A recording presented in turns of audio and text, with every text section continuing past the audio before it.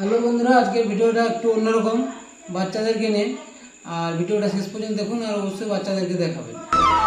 Mobile phone ব্যবহারে একটি বাচ্চার থামছেই না চোখে রক্তক্ষরণ।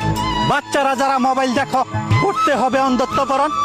অ্যাসেম্বলি ক্লাসে একটি শিক্ষক বাচ্চাদের এভাবেই করছে সচেতন।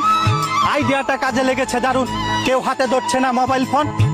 আপনার বাচ্চার মোবাইল ফোনে থাকে যদি প্রচুর আসক্তি, এই ভিডিওটি দেখবেন মাঝে মাঝেই, কাজে আসবে 100% গ্যারান্টি।